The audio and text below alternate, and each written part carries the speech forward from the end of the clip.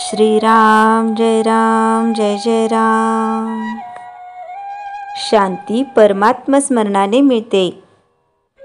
नवविधा भक्तीत जशी श्रवण ही पहिली भक्ती, तद्वतच अनेक संत लक्षणात शांती हे पहिले लक्षण आहे।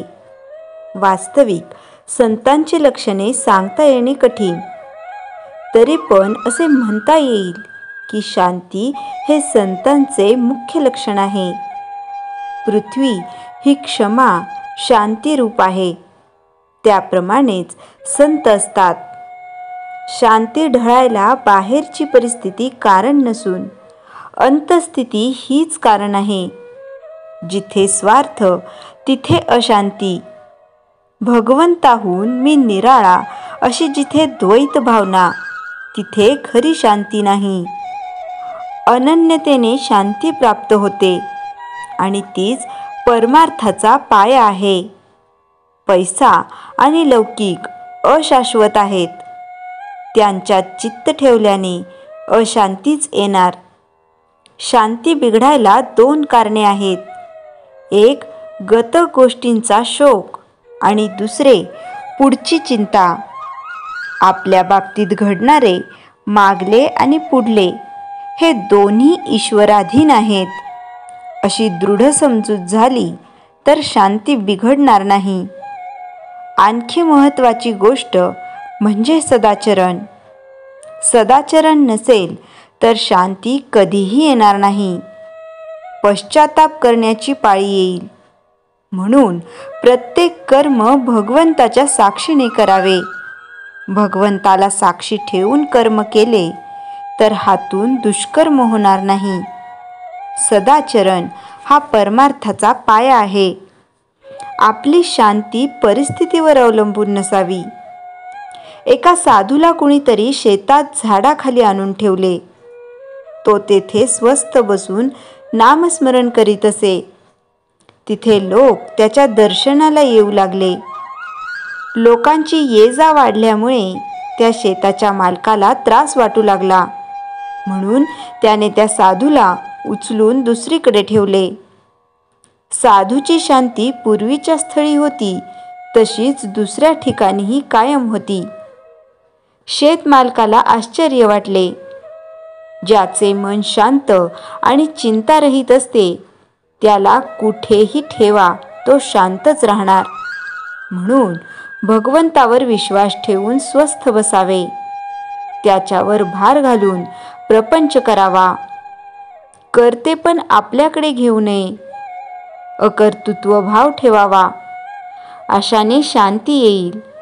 जगत चालक राम आहे ही भावना दृढ झाली तर शांती येईल।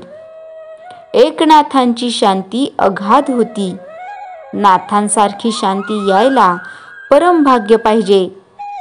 राजे रजवाडे आले आणि गेले, पण ज्ञानेश्वरांचे नाव टिकले, कारण ते शांतीची मूर्ती होते। ही शांती काय केले असताना मिळेल? भगवत स्मरणा वाचून अन्य उपायाने ती साधणार नाही।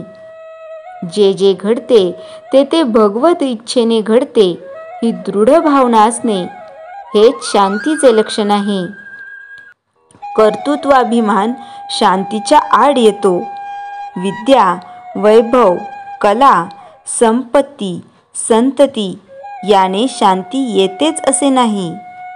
निरपेक्षता हे शांतीचे मूळ आहे।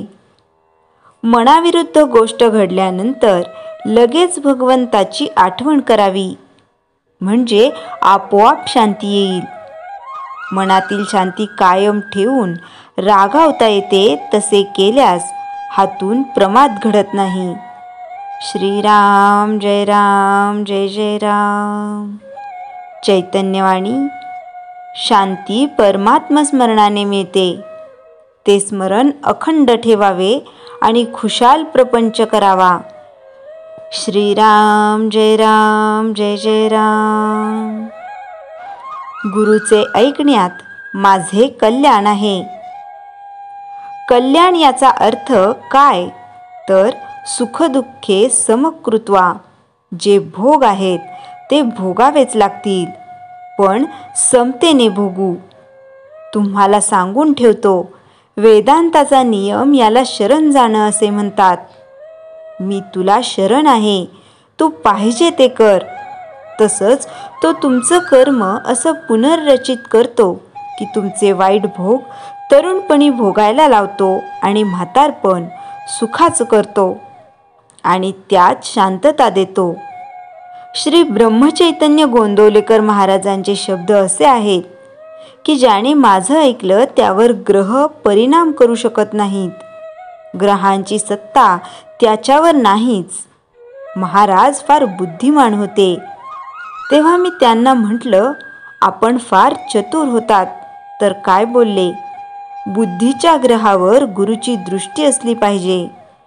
काय कोटी आहे, शब्दश्लेष आहे, कुंडलीत ग्रहांची दृष्टी असते. या ग्रहांची दृष्टी त्या घरावर असते. याचं म्हणणं माझ्या बुद्धीवर गुरुची दृष्टी पाहिजे. समजा एक नवरा बायको आहेत आणि त्यांच्या वियोगाचा योग आहे, तर तो वियोग कसा होईल सांगता येत नाही. इथे सद्गुरूंची कमाल आहे.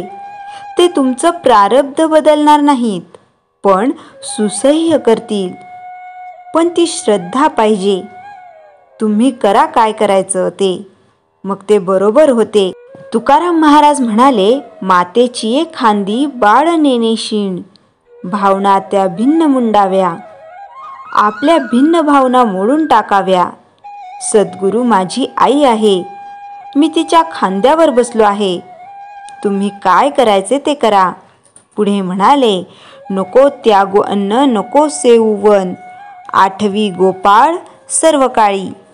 शेवटी म्हणाले, तुका म्हणे नको पुसो वेळोवेळा, उपदेश वेगळा उरला नाही.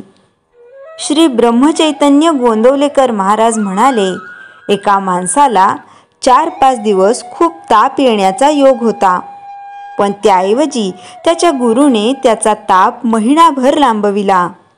त्याला रोज रात्री थोडा ताप असे. ताप भोगायला लावला, पण असा. सांगण्याचा हेतू काय तर ज्ञानेश्वर महाराजांना आपल्या आतमध्ये बदल व्हायला पाहिजे. त्या कल्पनेला असं वळवायला पाहिजे. एक जॉर्ज पॉन्टी नावाचा अस्तित्ववादी होऊन गेला. तो म्हणे, तुमच्या विचाराला सुद्धा श्रद्धेची पार्श्वभूमी असते की विचारांनी हे सुटेल. ही श्रद्धा खरी आहे की नाही कोणास ठाऊक. तर ही भूत वगैरे जे काही दिसतात ते कल्पनेचे असतात. ज्ञानेश्वरी बाबा बेलसरे. श्रीराम जय राम जय जय राम. जयाच्या जनी जन्मनामार्थ झाला, जयाने सदा वासनामात केला.